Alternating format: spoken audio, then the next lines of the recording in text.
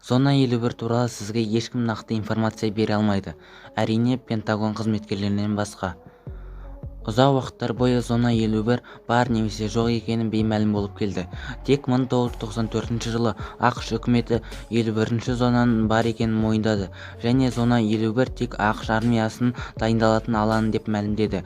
Бәріне сәлем достар. Бүгін ақштағы құпия жерлердің бірі Зона 51 туралы айтатын боламыз. Ең алдымен Розвелл инцидентіне келейік. 1947 жылы ақштағы Розвелл қаласында біртүрлі объект құлаған болатын. Осы объект ішінен жанды нәрселер табылған. Адамдар жиналып оны тамашалап жатқанда ақштан сарбаздары келіп, бұны ақш армиясының жекеменшігі деп түсіндірген. Және осы объекттерді көрген адамдарға көрген білгендерін ешкімге айтпауын бұйырған. Осының өзі біртүрлі ыңғайсыз көрінеді.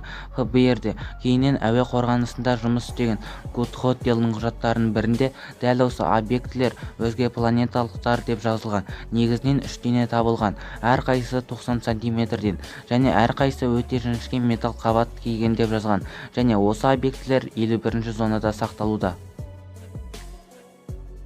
Бұл 51-ші зонаның бұрынғы қызметкері Буш. Ол өмірінің соңғы жылдары Зона 51 туралы бар білгенін айтып берді. Оның сөзі бойынша шынымен де өзге саналық тіршілік бар 51-ші зонада сақталуда. Дәлел ретінде ол фотосуреттерді көрсетті. Зона 51-дің қауіпсіздігіне келетін болсақ, мұнда ақштың таңдаулы күзет әскері жұмыс істейді. Жұмыс келісім шарт арқылы жүзеге асады. Егер осы бір 51-ші аймаққа кішкене өтіп кетсеңіз, олардың сізді атып тастау құқығы бар. Осы бір 51-ші аймаққа жақын жердегі елді мекендерде біртүрлі объектілер жиі көрінетінге ұқсайды. Кейде аспанда жарқырап жүрген жарықтар ұшып жүріп жоқ болып кетеді. Және де мына бір видеода жүк машинасының табақшаға ұқсас объектіні алып бара жатқанын көре аласыздар.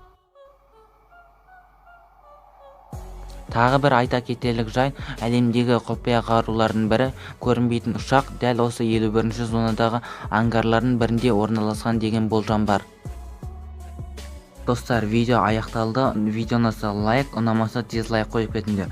Видеода айтылған мәліметтер бойынша комментарийға өз пікірлерін жазып кетіңдер. Мен қарапайым қазақ, сау болыңдар.